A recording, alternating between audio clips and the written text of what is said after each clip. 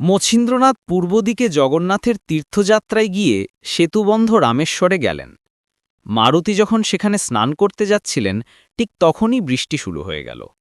তাই তিনি বসবাসের জন্য একটি গুহা খনন শুরু করলেন। মারুতির এই কাজ দেখে মছিন্দ্রনাথ অবাক হয়ে গেলেন। তিনি মারুতিকে বললেন, তুমি বোকা, তুমি খুব বোকা। তুমি এখন তোমার শরীরের সুরক্ষার ব্যবস্থা করছো। ওহ, বৃষ্টি অবিরাম পড়ছে, তোমার ঘর কখন তৈরি হবে? ঘরে আগুন লাগার পর একটি কূপ খনন করা উচিত। আর এখন যখন বৃষ্টি হচ্ছে তখন তুমি এখন কেন ঘরের ব্যবস্থা করছো? মছিন্দ্রনাথ মারুতিকে বলার পর, তুমি এত চালাক দেখাচ্ছ, তুমি কে? মারুতি মছিন্দ্রনাথকে জিজ্ঞাসা করলেন। তারপর তিনি উত্তর দিলেন, আমি জ্যোতি, এবং আমাকে মছিন্দ্র বলা হয়। মারুতি মছিন্দ্রকে জিজ্ঞাসা করলেন, মানুষ তোমাকে কোন অর্থে জ্যোতি বলে?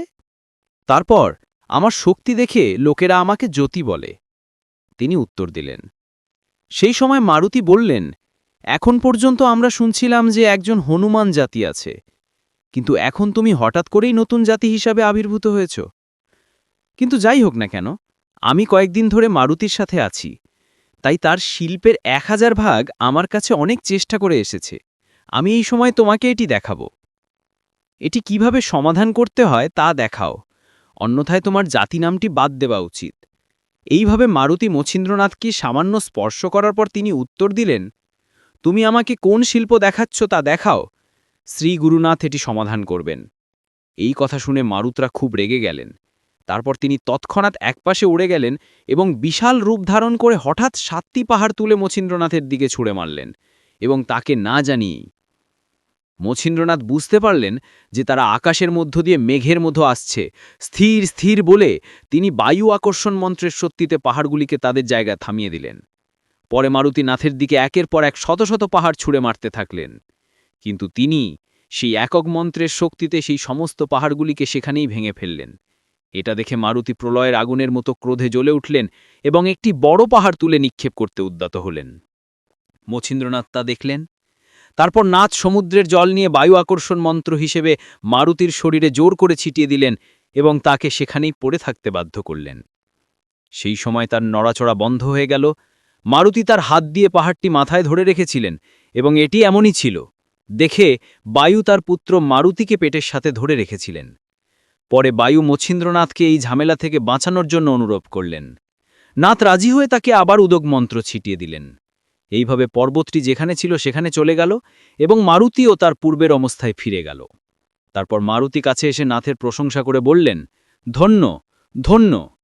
সেই মুহূর্তে বায়ু মারুতিকে বললেন, বাবা মারুতি, এই সিদ্ধের সামনে তোমার কোনো শক্তি নেই। সে তোমাকে আর আমাকে বেঁধে রেখেছে এবং আমাকে খুব দুর্বল করে দিয়েছে। তার শক্তি অকল্পনীয়। তুমি হয়তো আমাকে বলতে পারো যে তুমি তোমার মুখ দিয়ে তার মন্ত্রের শক্তির বর্ণনা করছো, কিন্তু আমার শক্তি ঈশ্বরের হাতে, এবং তিনি তার ভক্তির শক্তি দিয়ে সমস্ত দেবতাদের বশীভূত করেছেন। তখন মছিন্দ্রনাথ বায়ু এবং মারুতির পায়ে পড়ে তাদের কাছে প্রার্থনা করলেন যে তারা তার সাথে বন্ধুত্বপূর্ণ আচরণ করেন। তারপর তারা উভয়ই খুশি মনে নাথকে বললেন যে আমরা তোমার কাজের জন্য একসাথে কাজ করব এবং তোমাকে সর্বত্র সাহায্য করব এবং তোমাকে সুখ দেবার জন্য যা ইচ্ছা তাই করব। আনন্দিত মনে এই কথা বলে মারুতি তাকে বর দিলেন যে এখন তুমি খুশি হয়ে বলো, আমরা এক জাতি। সেই সময় মছিন্দ্রনাথ মারুতিকে জিজ্ঞাসা করলেন, আমি জাতি নামে পরিচিত হব, এটা ঠিক আছে, কিন্তু আমার মনে একটা সন্দেহ জাগছে যা আমার দূর করা উচিত। মারুতি যখন জিজ্ঞাসা করলেন যে এতে কি সন্দেহ আছে, তখন তিনি বললেন, তুমি যেহেতু ত্রিকালজ্ঞানী, তাই তুমি আমার সাথে অযথা তর্ক করেছিলে কেন? তুমি আগে নাগস্বস্থ গাছের নিচে আমার সাথে দেখা করেছিলে। সেই সময় তুমি আমাকে তোমার কবিতা আবৃত্তি করিয়ে বর দিয়েছিলে। এই ঝগড়ার সৃষ্টি করেছিলে কেন? এই কথা শুনে মারুতি মছিন্দ্রনাথকে সন্তুষ্ট করে বললেন, তুমি যখন সমুদ্রে স্নান করছিলে তখন তোমাকে চিনতে পেরে আমি তোমার কাছে এসেছিলাম। আমি নিশ্চিতভাবেই জানতাম যে তুমি কবি নারায়ণের অবতার এবং মাছের গর্ভে জন্মছ। কিন্তু আমার মনে একটা ধারণা এলো যে আমাদের দেখা উচিত যে নাগস্বস্থ গাছের নিচে দেবতারা তোমাকে যে প্রতিশ্রুতি দিয়েছিলে তা কতটা শক্তিশালী। তাছাড়া এখন থেকে তোমার আরও অনেক পরিস্থিতির মধ্য দিয়ে যেতে হবে, তাই আমি দেখতে পেরেছিলাম যে তোমার কতটা সাহস থাকবে এবং ভবিষ্যতে তুমি কতটা সহ্য করতে পারবে। যাই হোক, তারা মছিন্দ্রনাথের প্রশংসা করে, তার প্রশংসা করে এবং অম্বিকে মূল সদন্ত গ্রন্থ সম্পর্কে অবহিত করে, যেখানে বলা হয়েছে যে সমস্ত দেবতারা অশ্বথের অধীনে সন্তুষ্ট হয়ে তাকে আশীর্বাদ করছেন।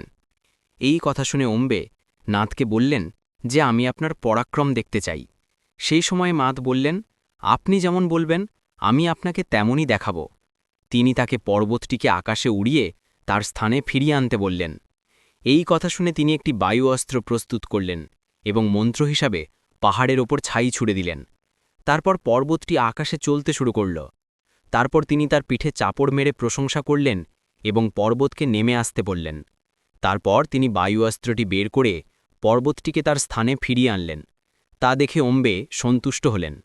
তারপর অম্বে নাথকে নিয়ে তার স্থানে চলে গেলেন। নাথ সেখানে 3 রাত অবস্থান করলেন। যাওয়ার সময় অম্বে খুশি হয়ে তাকে 2টি অস্ত্র, সপ্রস্ত্র এবং ভিন্ন অস্ত্র প্রসাদ হিসাবে দিলেন। সেগুলো গ্রহণ করে মছিন্দ্রনাথ অম্বেকে প্রণাম করে চলে গেলেন।